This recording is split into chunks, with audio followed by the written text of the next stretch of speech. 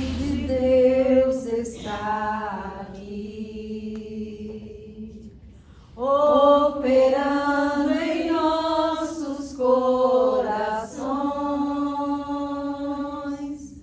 trazendo sua vida e poder, ministrando sua graça e amor. Os feridos de alma são curados, os cativos e oprimidos livres são, os enfermos e doentes são sarados, pois o Espírito de Deus está aqui. O Espírito de Deus está aqui, operando em nossos corações, trazendo sua vida e poder, ministrando sua graça e amor. Os feridos de alma são curados, os cativos e oprimidos livres são, os enfermos e doentes são sarados, pois o Espírito de Deus está aqui. Pai, eu quero contemplar tua glória e majestade. Pai, eu quero te adorar em espírito e em verdade, não apenas no átrio ou no santo lugar. Eu quero te entronizar entre os querubins. Oh, leva-me à sala do trono, pelo novo e vivo caminho,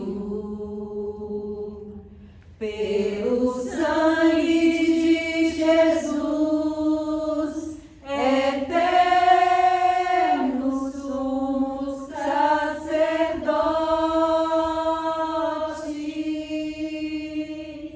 Oh, leva-me à sala do trono, pra te adorar, Senhor. Oh, leva-me à sala do trono, pra te adorar, Senhor. Pra te adorar, Senhor. Glória a Deus, aleluia. As palmas pro Senhor.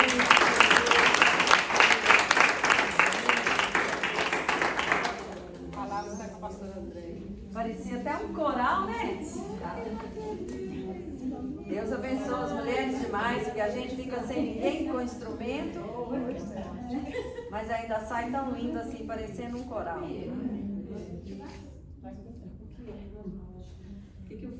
Tudo bem com as irmãs? Pode sentar.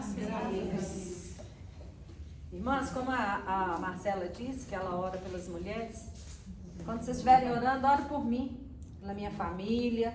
Amém? Não esqueçam. Amém. A gente precisa. Vamos lá aprender mais com as mulheres. Nós já estamos na parte 5 das mulheres. E a gente começa hoje com Jezabel. Vocês sabem quem é Jezabel? É aquela que nós não temos que fazer nada igual ela. A gente vai ver aqui o que ela fez, como que foi, para a gente não fazer. Jezabel era a princesa dos Sidônios, que se casou com Acabe por conveniência dos pais. Eles queriam manter uma aliança ali, então o casamento aconteceu.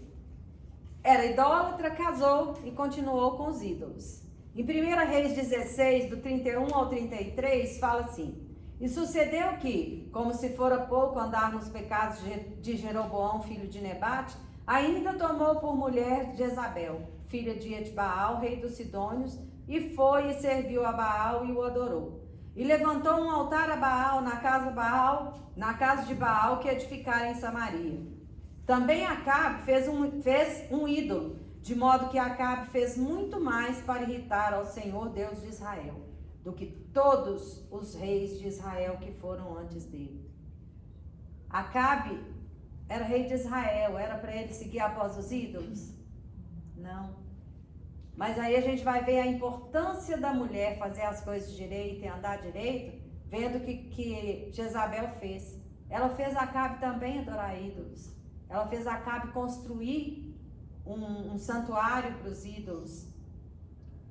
E como Jezabel veio cheia das idolatrias, ela também trouxe os sacerdotes e os profetas pagãos, que eram 450 profetas de Baal e 400 profetas de Azera.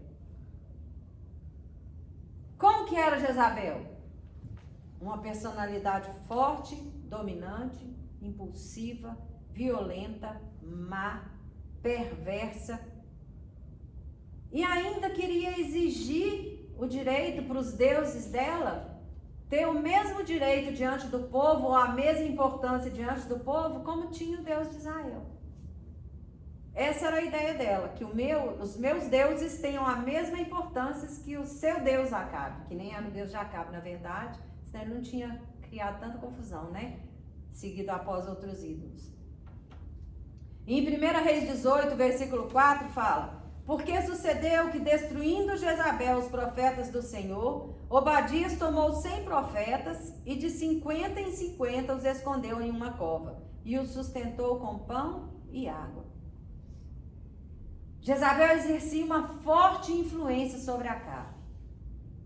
Quando o homem tem uma fraqueza, a mulher se fortalece e ela tem domínio. Deus não nos chamou para dominar.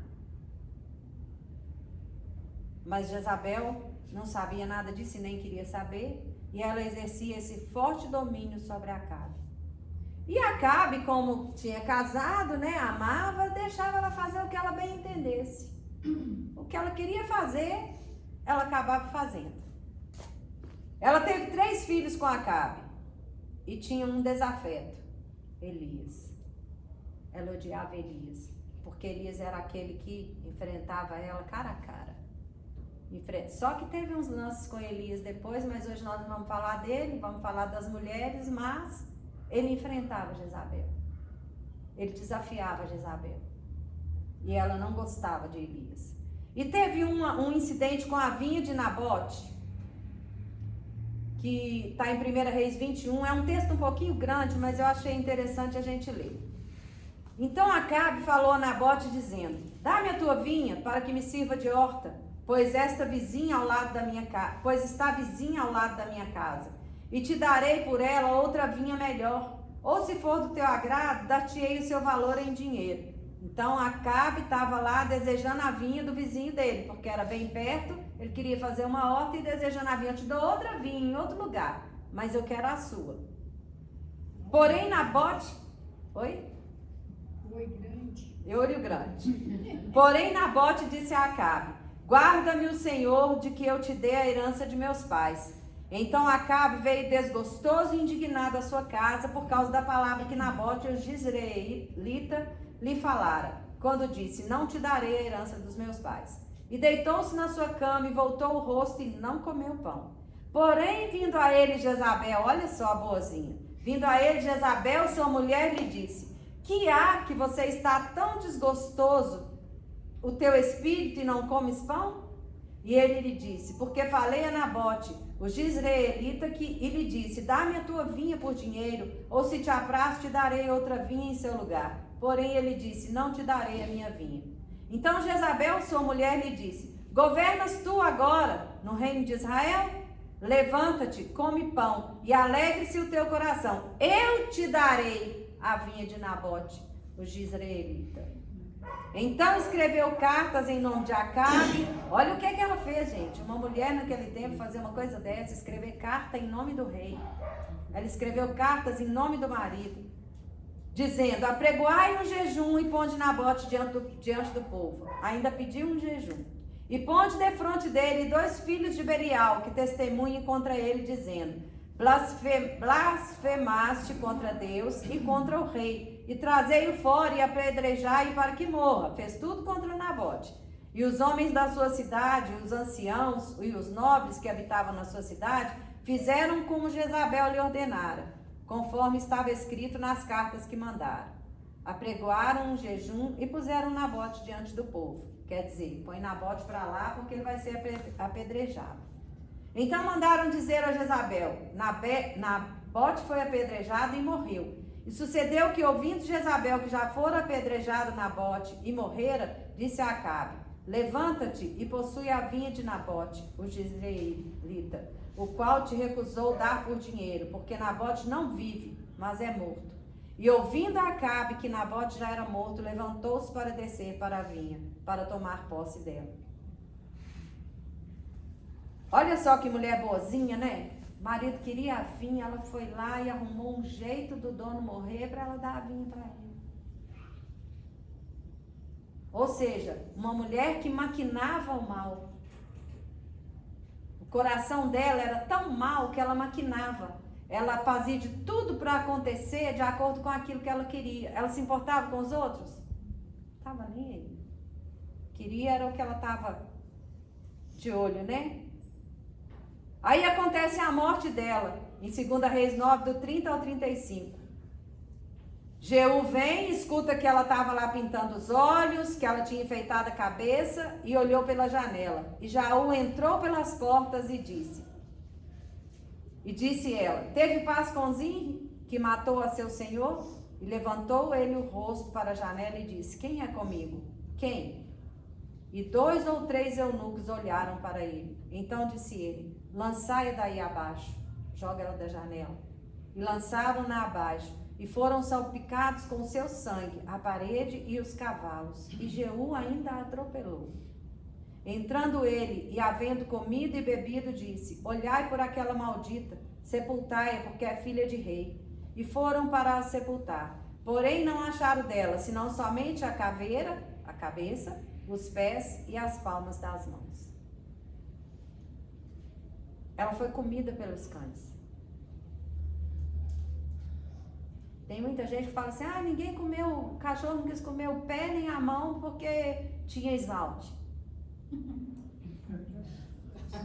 Muita gente fala isso para condenar o esmaltar as unhas.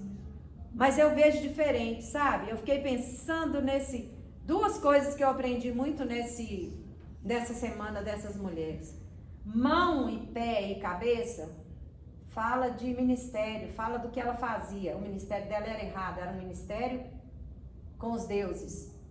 Mas ela tem a cabeça para ela pensar, era a cabeça que ela maquinava, era na cabeça que ela, na verdade, iniciava as guerras, né? Porque começa aqui, começa na mente. Toda batalha começa na mente.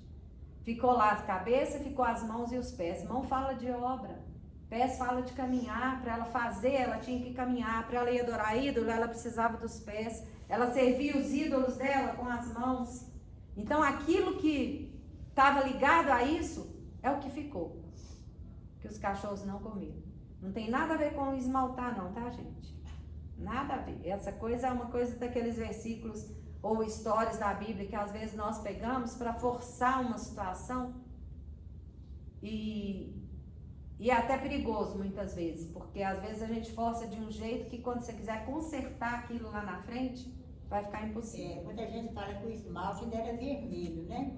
Pois é. Então, Deus me perdoe, eu não gosto de esmalte vermelho de jeito nenhum. Detesto. E tem uma vez que o irmão Joaquim, o esposo da Lenice, conheceu ele. Ele estava pregando a casa de Moisés e falou sobre esse versículo. A coitadinha da filhinha estava com as unhas tudo vermelhas. Aí enfiou os pés debaixo da cadeira e põe a mão todinha. Tá vendo? Coloca um peso. Colocou um peso na pessoa que ela estava lá, mas ela começou a se esconder. E uma frase que tem ficado muito na minha cabeça toda vez que eu começo a pensar muito essas coisas é que o apóstolo tem falado. A igreja, ela não foi chamada para ser tribunal, ela foi chamada para ser hospital.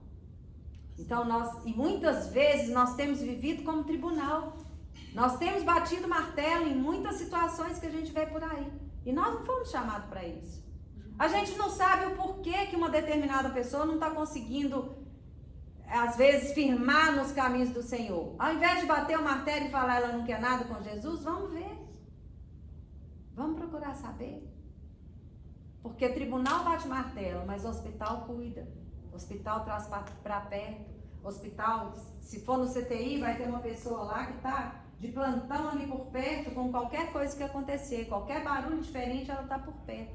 Então vamos ser mais hospital. Pastora André, é até interessante isso, a pastora Elane até me mandou um vídeo essa semana da Cláudia Leite, né, ela falando lá no programa do Faustão que ela é crente, ela é cristã, ela batizou e que Jesus está operando na vida dela. Assim, ela falou assim, eu sei que, né, eu sou errada ainda, mas Deus está operando e eu quero que Ele opere na minha vida até quando Ele voltar. Eu tenho muita coisa para ser mudada e essa mudança vai ser de dentro para fora. E ela falando, Faustão, então assim, às vezes é fácil, talvez a gente julgar com uma mente assim, de quem, igual a minha mente, que já nasceu na igreja, nossa, mas ela tem que mudar. Não, mas você vê que Deus resgatou ela e a gente vê que a mudança, às vezes ainda faz muita coisa, mas você vê que Jesus está mudando. Para ela, em rede nacional, ter coragem de ir lá para o Faustão, falou assim, não, eu sou crente, eu acredito em Jesus, eu fui batizada e Jesus está trabalhando em mim, vai trabalhar até o dia que Ele voltar, até a volta de Jesus. A gente fica duvidoso pela aparência? Mas o coração dela, quem conhece? É o Senhor. Quem tem condição de penetrar no coração dela? Não somos nós. Nem o pastor que estiver mais próximo dela, nem o irmão ou irmã que estiver mais próximo dela. É só o Senhor. Para nós, ser tribunal é muito fácil. Bater o martelo é muito fácil. Mas tem coisas que a gente precisa aguardar. Aguardar silenciosamente e, se possível, de joelho dobrado para a gente ver o fruto, né? Características ruins de Jezabel. Ela abusava do poder. Ela manipulava o marido, ela manipulava quem estava em volta, ela manipulava a situação porque ela abusava do poder que ela tinha. O poder que ela recebeu não foi para fazer o que ela fazia. Como uma mulher, mesmo sendo filha de rei, ela não tinha poder para fazer isso, nem se tivesse lá em Sidom, de onde ela era. Mas ela abusava do poder. Ela era egoísta. Quem não concordasse com ela, morria. Ela perseguia os profetas do Senhor. Uma história muito linda de Elias vencendo os profetas de Baal, que foi com ela, mas eu não gosto de entrar em falar de Elias, senão a gente vai ficar falando muito tempo de Elias e eu quero focar nas mulheres. Uma outra oportunidade, talvez a gente fala desse evento aí com Elias. E manipulando, ela conseguia tudo aquilo que ela desejava. Era só Jezabel que fazia isso, gente? Muitas vezes, se nós não vigiarmos a nossa atitude, nós manipulamos alguma situação. Ainda que seja, estou manipulando para que tudo fique bem. Mas nós não podemos ficar usando de manipulação. Porque a manipulação, lá na essência dela, ela é mentira. Então nós precisamos ter cuidado para não copiar essas coisas erradas de Jezabel, ou para ter discernimento de observar em alguma atitude minha, opa, tá parecendo Jezabel aqui, ó, acabou. Vocês já viram que tem muito isso? Ah, não sei o que é o espírito de Jezabel. Então, a segunda mulher é a viúva de Sarepta. Elias naquele tempo orou para que não tivesse chuva, né? O desafio, não vai chover. 3 anos e meio não choveu. Sem chuva, 3 anos e meio, o que é que acontece? Seca. E com a seca, fome. Então, de novo, um período de seca e de fome. E essa mulher estava passando nesse período, essa viúva de Sarepta, que não é mencionado o nome dela, mas a história dela ficou lá, para a gente aprender com ela. Ela vivia com seu filho. Em 1 Reis 17, do 9 e 2, fala Deus falando com Elias: levanta-te, vai para Sarepta, que é de Sidom, e habita ali. Eis que eu, olha só o que Deus falou, gente, eis que eu ordenei a uma mulher viúva que te sustente. Todo mundo passando fome, mas Deus deu uma ordem para uma mulher, que ela ia alimentar um profeta. No meio de tantas mulheres casadas, escolheu ela. Escolheu a viúva, com um filho. E ele se levantou e foi a Sarepta. Agora eu acho que ele aqui foi tão atrevido, eu fico pensando se fosse nós hoje, sabe? Ele perguntou para a mulher, ela apanhando lenha, ele chamou, pediu um pouco de água e ela deu água para ele. Quando ela estava indo, ele falou, indo ela trazer a água, ele chamou e lhe disse: traz-me agora também um bocado de pão na tua mão. Ela só tinha suprimento para fazer um pão. E ele fala com ela: você vai trazer água, mas eu quero pão também. Imagina a vontade, eu fico me imaginando, eu gravo isso. Não posso, o que eu tenho lá é só para mim e para o meu filho. Nós vamos comer e morrer. Não tem mais alternativa, eu vou fazer o que eu tenho para dar para o meu filho e vou trazer para você? Eu falava assim, ó, vai te catar. Tá vendo? Algumas situações que a gente vê, que a gente fica assim, meio sem entender. Talvez você tenha só uma coisa que Deus está te pedindo. Não, Deus, eu só tenho isso. Tem tanta gente que tem um tanto, por que você não pede quem tem um tanto? Mas Ele está pedindo para você. O que é? Não sei. E ela foi, e ela disse: vive o Senhor teu Deus, que nem um bolo tenho, senão somente um punhado de farinha numa panela e um pouco de azeite. Era o que ele queria, né? Um punhado de farinha e um pouco de azeite. Ali ia fazer o pão para ele. E 2 cavacos que ela tinha apanhado para fazer, como ela disse, para mim e para o meu filho, para que comamos e morramos. E aí o profeta Elias falou com ela: não temas, vai, faz conforme a tua palavra, porém, faz dele primeiro para mim um bolo pequeno.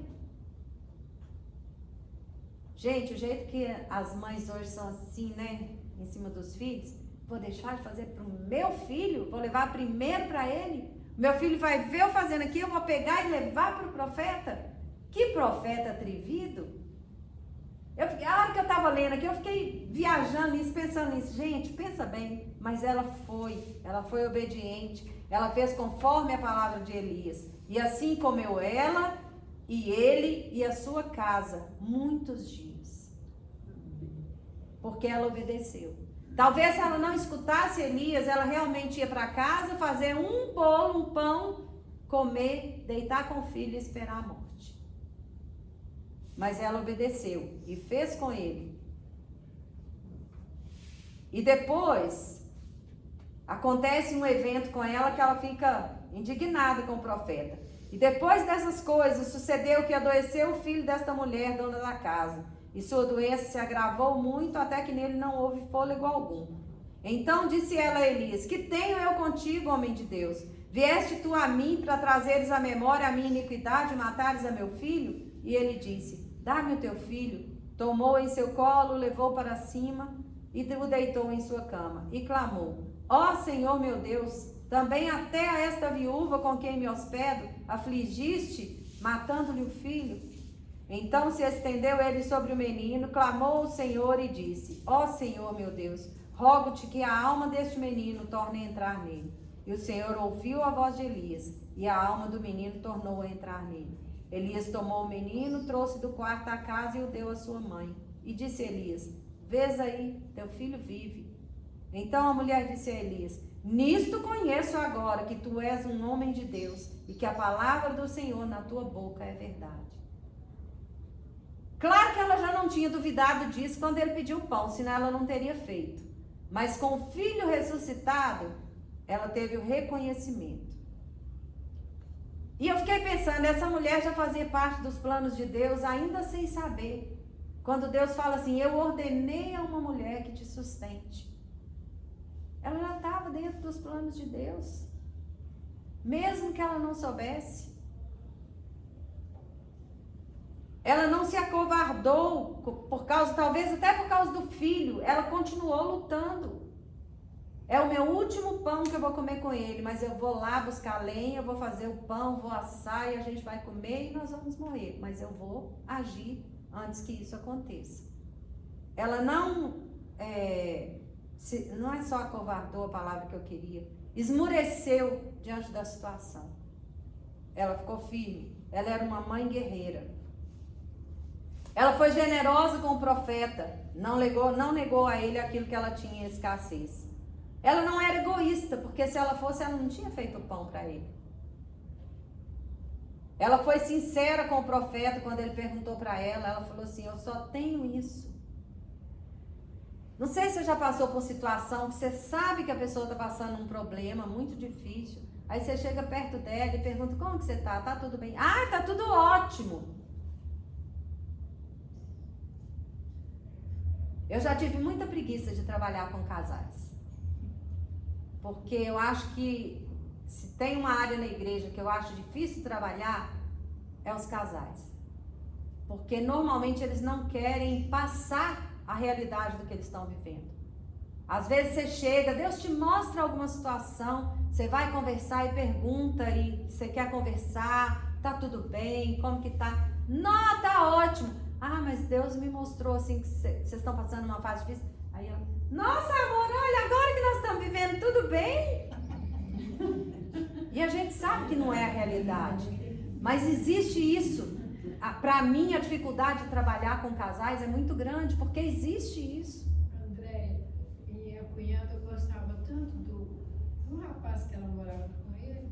Aí um dia ele deu uma surra nela. Aí chamaram o meu marido, né? Que era irmão dela. Ele foi lá. Não, ela falou assim: não, senhor, ele estava batendo ela no cachorro. Ela não Só inverteu, né? Ela não aceitou, ela preferiu mentir para ficar com o homem. Eu falei assim: ah, pelo amor de Deus, vai gostar de você. Tá vendo que é real? É difícil trabalhar com casais muitas vezes. Porque eu já trabalhei com casais muito tempo, com os casais mais jovens. Muito tempo. E é difícil, porque adolescente, você fala assim: nossa, trabalhar com adolescente, Deus me livre. Gente, eu amo, sabe por quê? Adolescente, ele te fala assim, ó, o que ele tem que falar. Se ele não gosta de você, ele fala na sua cara: não gosto de você porque você é assim, assim, assim. Existe sinceridade no adolescente. Muita, muita. E criança também, é lógico, né? Que criança também tem que falar, ela fala. O pai que depois e a mãe que se vire com o que falou, mas eles falam até além do que devia. Mas esse é o melhor. É melhor do que ficar não sendo sincero ou sincera com a situação que está vivendo, sabe? Às vezes a gente não recebe a bênção que a gente está precisando porque está faltando sinceridade. E se você não consegue ser assim com seu irmão, diante de Deus também você não vai conseguir. Deus, eu estou passando por esse problema. O caso que ela contou. Eu estou passando por esse problema, estou num relacionamento abusivo, mas eu não quero mais, eu preciso sair desse relacionamento. Ela não vai conseguir, porque ela não consegue admitir para ela mesma que é um relacionamento abusivo. E isso é o problema, muitas vezes, da gente trabalhar e ajudar e ser o hospital que nós precisamos ser. Depois da dificuldade que ela passou, ela foi obediente, ela fez, e ela e os filhos comeram por muitos dias. buscou ajuda em lugar errado? Não. Quantos de vocês trabalham fora, no meio que tem muitas outras mulheres? Tem alguém aqui? Já trabalhei, tem muitos anos. Quantas que frequentam muito salão que fica cheio de mulher? Eu odeio, gente. Não tem paciência. E o problema é que aí, muitas vezes, busca ajuda no lugar errado com a pessoa errada. Está espalhando. A boca vai falar do que o coração está cheio. Se o coração dela está cheio de amargura, ela vai te aconselhar como? Saindo da boca, amargura. E eu fico vendo muitas vezes, eu já vi muitas situações de mulheres que preferem ir se aconselhar com as amigas do trabalho do que com uma amiga da igreja. O que ela vai ouvir? Tá ruim? Sai fora, boba. No salão a gente ouve isso. E a gente tem que ter cuidado. Onde que eu vou buscar ajuda? Bons conselhos vão vir de pessoas que têm uma vida cheia de Deus. Porque muitas também, às vezes, estão na igreja querendo mostrar o que realmente não é. Ainda estão precisando de hospital. Mas estão achando que já são as enfermeiras especialistas em CTI. Então a gente precisa ter cuidado. Busque a ajuda certa. Olhe o lugar certo, olhe o tempo certo. E ela reconheceu o homem de Deus. E sabe uma coisa que ainda acontece até hoje? Deus usa pessoas para cumprir os propósitos que Ele tem ainda. Deus vai usar pessoas. Ele vai te usar, Ele vai me usar. Ele vai nos usar para ser agentes transformadoras desse mundo que está aí fora despencando. Mas nós estamos aqui ainda como sal da terra. Sal preserva, né? A carne de sol dura quanto tempo ali pendurada? Porque ela está cheia de sal. O sal preserva. E uma coisa importante para nós é que nós não podemos ser o sal, aquele gosto de comida insossa, que não, você come e não sente nada, gosto nenhum, e nem uma comida salgada. O nosso sal tem que ser na medida certa, que vai gerar sede naquela pessoa que está ouvindo, sem gerar uma irritação gástrica. Essa é a nossa missão. Pastor André, e falando, né, no hospital e no tribunal, às vezes aquela que mais passou pelo hospital é a que quer estar lá no tribunal. Esquece tudo que passou, que para ficar do jeito que está, que ainda não está tão bom assim. Mas ela quer estar lá no tribunal. Em vez de pensar, não, fez isso em mim, trabalhou assim em mim, vou, né, ajudar para ver se a pessoa chega mais à frente, caminha. Como é que pode fazer uma coisa dessa? E esquece que fez aquilo tudo ali também. Se não fosse a misericórdia de Deus, né? E aí a gente escuta, se fala uma coisa dessa com a gente, numa situação dessa, a gente vai irar. Porque a gente vai olhar e vai também ser um tribunal. Porque você vai olhar e falar, me poupa. Ela também não. Né? Infelizmente tem umas coisas que a gente tem que aprender a olhar. É uma coisa que eu sei que é difícil, sabe? Mas a gente vai caminhando e vai aprendendo. Você tem que olhar e ver, e não é a pessoa, é o que está agindo através dela. E isso não é fácil muitas vezes, não. E num primeiro momento a gente pode até esquecer e julga como é a pessoa mesmo. Mas é quem está agindo através da pessoa, não é a pessoa. E essas aí são as que mais estão precisando de hospital. Então aí é que a gente tem que virar em hospital de novo para elas. E a outra viúva, a viúva de um dos discípulos dos profetas. É aquela mulher que tinha que pagar uma dívida, senão os credores iam levar os 2 filhos para serem escravos. Porque era assim, não pagou a dívida não, então o que você tem de precioso vai ser levado porque vai ser escravo. E ela tinha só uma botija de azeite, que não dava nem para o sustento deles, quanto mais para pagar uma dívida. E o interessante dessa parte foi quando ela vai em Eliseu, aqui no caso é Eliseu, e ele pergunta para ela, o que é que você tem em casa? Aí ela, não tem nada em casa. A gente tem mania de falar isso quando a gente tem alguma coisa que está pouco, a gente fala assim, não tenho nada em casa. A minha mãe, ela não consegue ver uma coisa de mantimento baixar da metade. Ela fica doida, gente. Quando tá na metade, ela já tem que comprar outro suprimento para estar ali no cantinho para ela completar de novo. Ela não consegue. Mas é o mesmo caso daqui. O que você tem? E às vezes a gente fala assim, o que você tem? Nada. Mas a gente ainda tem. Ela falou, o que você tem? Nada. Se não, uma botija de azeite. Mas a primeira resposta dela, nada. O azeite que ela tinha era tão pouco insignificante para o que ela precisava, que era como nada. Acho que nós não vamos dar conta da mulherada de hoje, não. Vamos ver. Agora que eu vi a hora. Aí o profeta fala assim, vai, pede emprestado de todos os teus vizinhos vasilhas vazias, não poucas. Entra, fecha a porta sobre ti e os teus filhos e deita azeite em todas aquelas vasilhas. E vai pondo a parte a que estiver cheio. Partiu, pois, dele, fechou a porta, e eles lhe traziam as vasilhas e elas enchiam.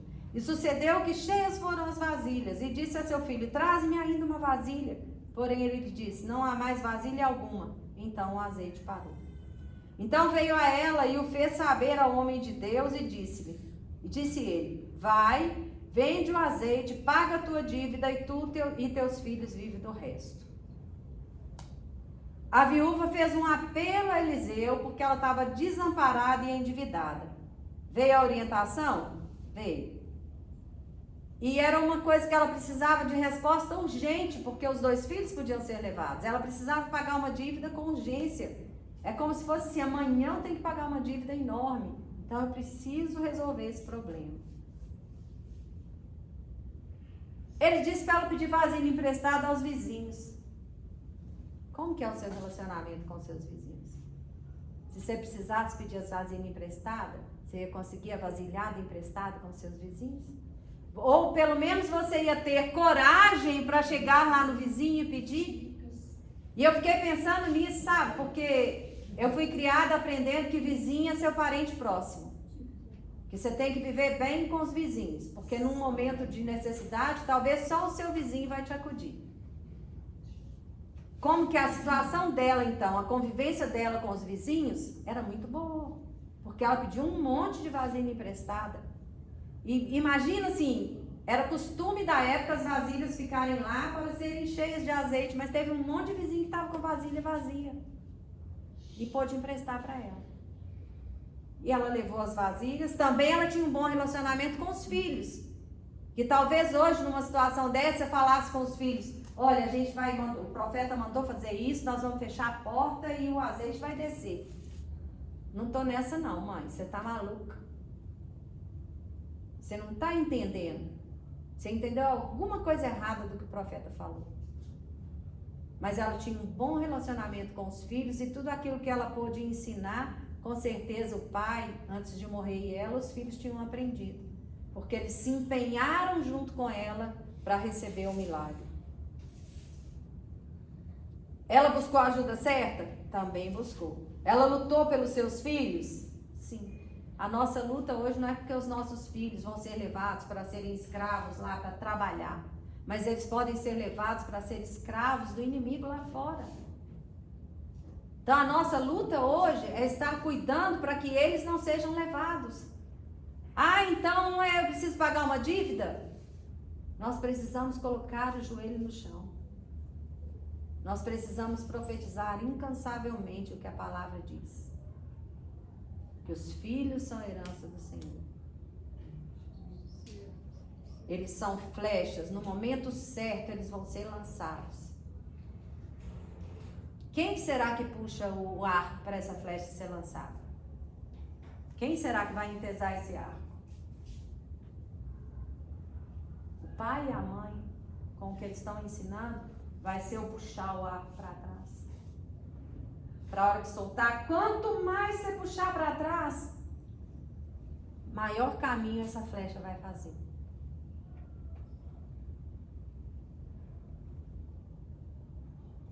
Ela fez conforme o profeta falou. E ela podia ter tido um milagre maior? Se ela tivesse mais vasilhas seriam enchidas?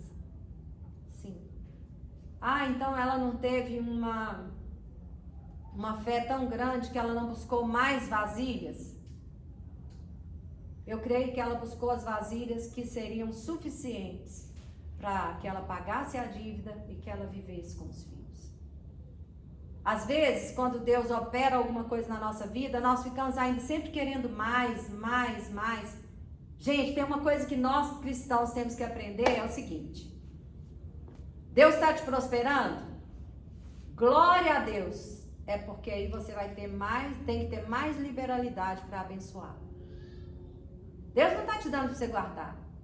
Ele está te dando para você liberar. Quanto mais você libera, mais vem azeite de cima para te encher de novo, para te dar suprimento de novo. Nós precisamos aprender. Eu falo que a gente tem que aprender que bolso de crente não tem escorpião, gente. Pode enfiar a mão sem dó, tirar e ofertar. Porque é uma coisa que precisa ficar clara. Eu não vou ficar dando dinheiro para a igreja, para o pastor, não vou não. Seu coração está fazendo assim? Então não faz mesmo não, que você está fazendo errado.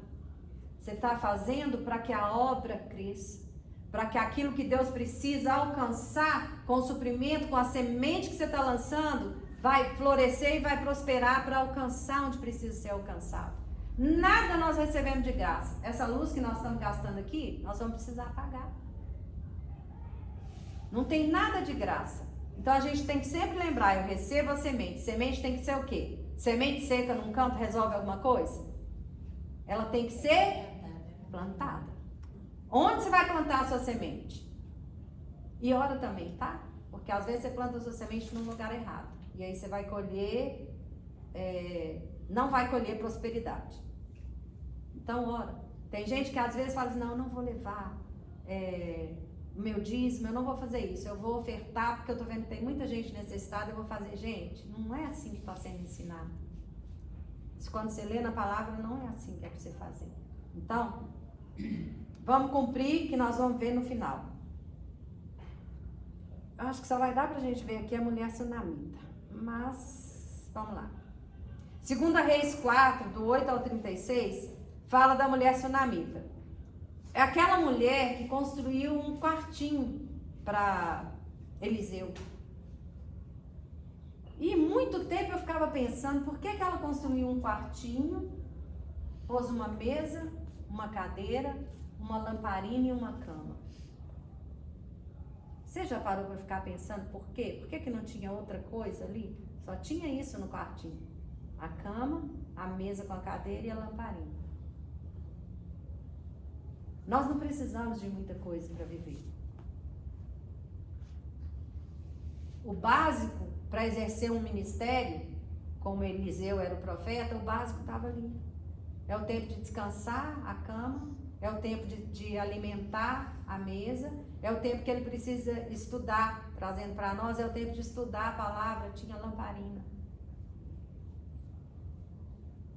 Às vezes nós nos apegamos em tantas coisas, e se a gente começa a iludir, gente, nunca vamos estar satisfeitas. Se a gente começa a iludir com tudo, a gente vai estar sempre querendo mais, e aquilo que a gente tem não vai bastar.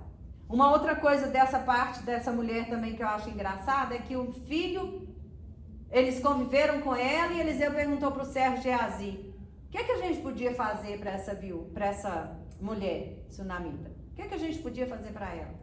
Aí Geazi fala assim, olha, eu vi que ela não tem filho. E Eliseu vai lá e fala com ela que no tempo certo ela vai ter um filho. E esse filho morre. Esse filho um dia com o pai, no campo, ele começa, ai minha cabeça, o pai manda levar para a mãe, ele chega na mãe e logo ele desfalece. E a mãe não deitou ele na cama dele. A mãe subiu e deitou ele na cama do profeta. Naquele quartinho que ela tinha reservado para ele. Colocou lá, fechou a porta e saiu. E essa mulher vai, Geazi, Eliseu vê que ela está vindo, Deus ainda não tinha aberto o que estava acontecendo com aquela mulher, e ele vai lá, Geazi, encontra com ela. E Geazi pergunta para ela assim, vai tudo bem contigo? Com todo mundo? Vai tudo bem. Mas quando ela chegou no profeta, ela se derramou. E Geazi começa a puxar e Eliseu fala assim, não, pode deixar, deixa ela aqui. Ela está numa tristeza profunda. Aí ele fala com Geazi, dá lá a Geazi o manto, o bordão, e fala com ele, vai lá, ora pro menino. Mas aí, enquanto a mulher falou com ela para ir, ela, não, se você não for profeta, eu não vou. Eu só vou com você. E ele se levantou e foi com ela. E Geazi vai lá, volta ao encontro deles e fala, o menino não respondeu, não aconteceu nada. E Eliseu não fala nada, ele só vai lá, continua, entra no quarto, fecha a porta e o menino volta à vida. Nesses momentos de crise, nós precisamos evitar ações desesperadas. Sabe o que é ação desesperada? Você fica sem saber o que você faz, você sai ali e fala, você sai ali e fala, você sai ali e fala. Evite a ação desesperada num momento de crise. Rede social, né, Gente, pastor? Rede social. os desabafos de rede social, pelo amor de Deus. Tem gente que nem conversa normalmente quando você está perto em casa, mas na rede social tem uma lábia para escrever lá e colocar lá e desabafar coisa que devia ficar guardadinho para ele falar só com Deus. A pessoa vai lá e solta o que não precisava. Cuidado, gente, com rede social. Usa a rede social com sabedoria. Ela teve discernimento, que ela foi falar direto com o profeta. Geazi não pôde fazer o que era para o profeta fazer. E eu achei interessante que o pai, a hora que o menino passa mal, o pai, não sei se com vocês acontece isso, acontecia comigo, porque às vezes o pai é assim, o menino tá lá passando mal, leva para a mãe dele. Às vezes o pai tá lá perto, tá acontecendo alguma coisa, ele te chama lá perto dele para falar assim, ó lá, ó. Esse pai foi igual. Foi lá, leva para a mãe dele que vai resolver. E levaram, e ela resolveu, né? Glória a Deus, porque realmente a gente tem que entender que nós não somos chamadas para ser mães sem um propósito. Se a gente pensar no tempo que puerpério, logo que o filho nasce, aqueles primeiros dias, a gente tinha força para passar por aquilo tudo? E não é uma vez só não, a gente ainda vai a segunda, a terceira, a quarta. Se a gente pensar hoje, olhando para trás, a gente fala assim, como que eu dei conta? No meu tempo era a fralda passada, gente. Era aquele varal, não tinha varal, então você tinha que pôr a fralda pela pontinha, assim, bem pertinho uma da outra, porque não tinha varal que chegasse para as fraldas, não. E eu ainda era ferro de brasa. Aí, ferro de brasa ainda. No meu tempo já era ferro elétrico, automático. Mas ainda era difícil, porque ficar naquela passada todo dia, e dobra, e guarda. Aí você enche o fraldeiro. De manhã você passa tudo e enche. Quando chega de noite o negócio tá lá. Oh, meu Deus. E eu, quando começou a ter fralda descartável, que eu comecei a usar nos meus meninos, eles tinham alergia da fralda. Empipocava toda, eu tive que continuar na fralda lavada. Mas glória a Deus que a gente passa. Porque é o Senhor quem nos fortalece. É Ele que nos prepara. Eu fico pensando quando vamos parar aqui, porque não vai dar pra gente ir em outra mulher. Quando a gente tem filho e passa alguma dificuldade, passa a noite sem dormir, mas a gente tem que continuar do mesmo jeito. Às vezes hoje eu olho as mães tão desesperadas e com fralda descartável, com mamadeira que esteriliza no micro-ondas, máquina de lavar, secadora. Hoje já tem esse processo que com a secadora você não precisa nem passar a fralda, você pode só dobrar se fosse o caso. Gente, eu fico vendo isso e às vezes as mães hoje acham tão difícil. E eu fico pensando, como que a gente, as mães mais velhas, como que nós dávamos conta de fazer isso tudo? É o Senhor. E Ele nos chama hoje para isso, para voltar a ser essa pessoa forte, que deu conta de passar por tanta coisa e está aqui. Amém. A gente passa por tanta luta quando o filho é pequeno. Não era fácil o médico igual é hoje, não, gente. Era tudo mais difícil, mas a gente passou, venceu e está aqui. E isso nos faz pensar, eu posso olhar para frente e crer no amanhã. Porque Deus já conhece lá na frente. Aquilo que nós ainda não vivemos, Ele já escreveu. É só a gente seguir assim, ó, de ladinho com Ele, firme com Ele, que a gente vai conseguir passar por tudo aquilo que Ele escreveu para nós. Amém? Quem vai? Amém.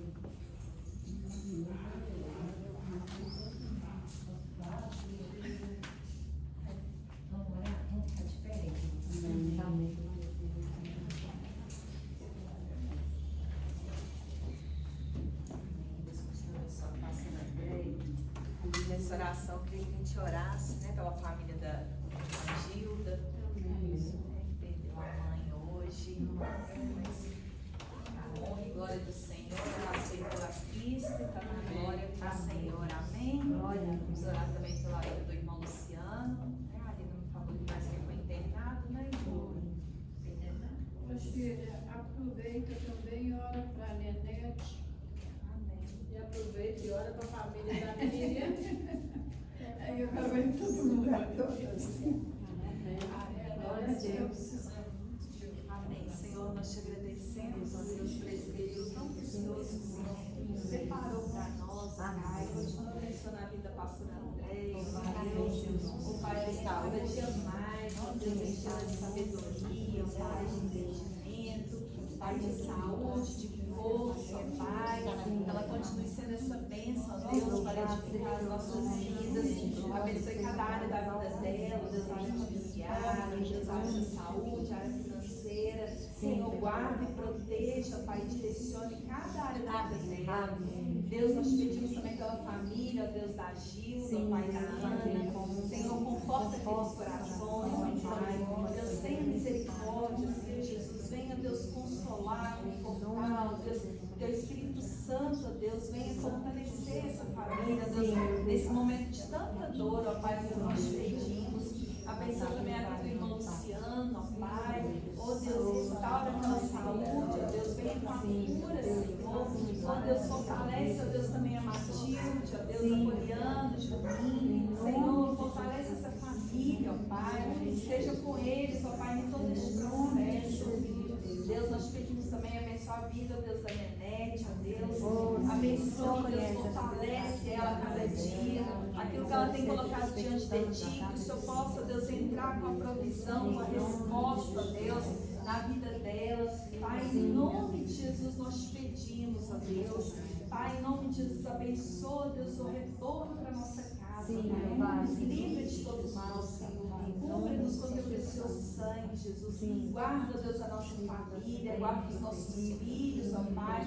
Guarda todos os nossos familiares. Nos livra, Deus, de toda seta maligna, de toda violência. Senhor, nós te pedimos que o Senhor esteja conosco, ó Pai. Em nome de Jesus, ó Deus. Amém, Jesus. Faltou uma pessoa para orar, esqueci.